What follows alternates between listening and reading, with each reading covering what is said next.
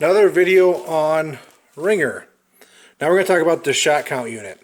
The shot count unit is a full reset and then step up unit. It has 20 steps to it, and then once it hits that 20 steps, it'll be at a mechanical stop where it can't go any further.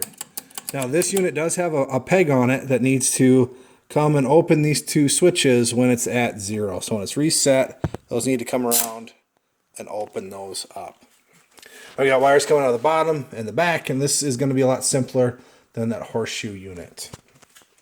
Now part of this controls the player relay. So back and forth, there's a bunch of make and break switches here that control whether it's in the off position for player 1 or in the on position to control the player 2 stuff. So we'll talk about the player relay and the shot counter in this video. So back to our manual and our schematics here. We've talked about the horseshoe unit. It's also represented here, just in a different format. They talk about how the lights need to go for our second player stuff, where it actually starts down here, goes to the common lights and then the scoring lights. And then player 1's the opposite direction. So the player 1 lights and then the common lights and then the scoring lights. So again, the same information that we talked about here, just in a different format. And if you're not comfortable enough reading schematics to figure this stuff out, it's nice that there's a manual with this game available at pinrepair.com, as well as the schematics. Thank you, Clay, to kind of help you understand and figure stuff out. Now the shot counter unit's down here as well. I've had my schematics folded over to go on to the next page. But let's focus on this unit now.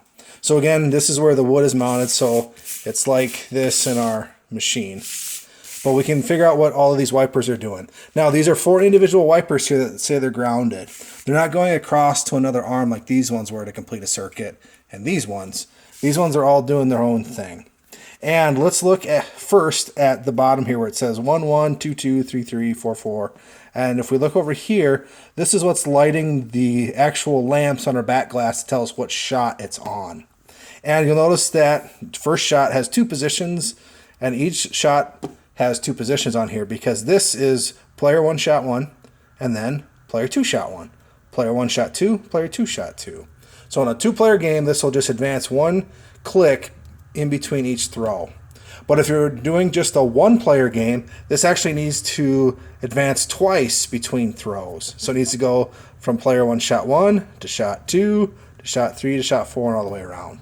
So this actually needs to click twice for a player 1 game in between throws. So that's controlling on this outside wiper which shot is lit all the way up to 10 if you have your game set that high. Again, they show us that this is going counterclockwise as well.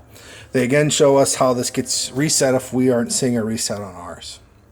Now the other wiper arm that's on the outside, it starts off on this track, and you'll notice that there's a 15 at every other position.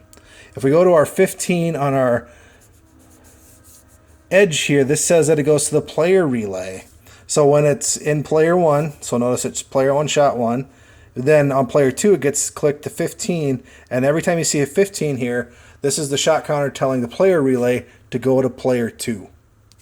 And then in between this alternating patterns of 15, you'll see a 16, where a 16 is where this unit tells the game to end. So it says energizes the game over relay after 10, 7, or 5 clicks. So this first number of 16 on our wiring number, this tells the game to end if you have it set to 5 throws per game.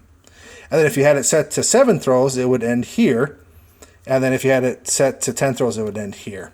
And remember that each throw is counted twice here. So this is at the 10th clicked position of this unit, and then it would end at 14, and then it would end at 20 if it was set to 7 and 10. So that's what's happening.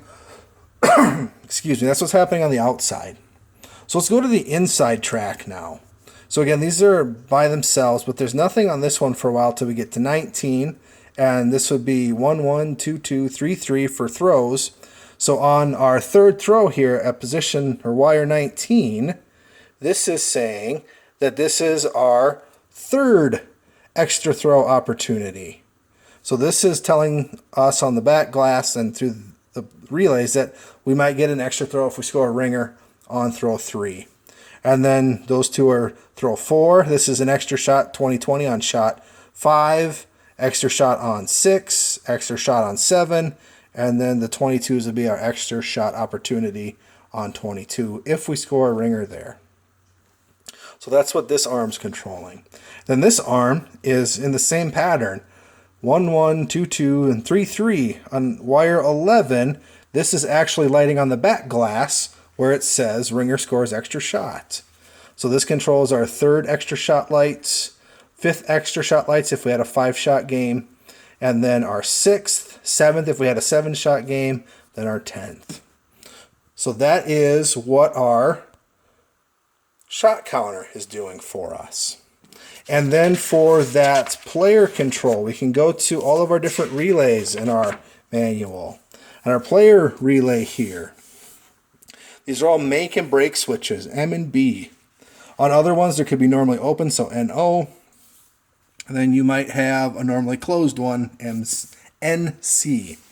But again, it's nice that they tell us what each of these switches are doing and what circuit they're in. They also tell us what energizes this player relay. So it's saying it's energized by wiper fingers on the shot counter that we just went through. There's also must be a closed switch on the second coin relay to complete that circuit as well. But these were the 6 switches, the 6 make and break switches that we saw in the back of the machine. So this is for our high score circuit if we want to get credits or extra throws when we hit our adjustable high score numbers. This one says it's in series with that one. And then this controls whether player 1 or player 2 gets single points on the 1 score reel. This controls if player 1 or player 2 gets their 10-point score reel advanced. This is the player up lights, toggle back and forth between player 1 and player 2. And then this is the in circuit for our player 1 horseshoe lights or our player 2 horseshoe lights. And we'll go through some stuff in the bottom of the game in our next video.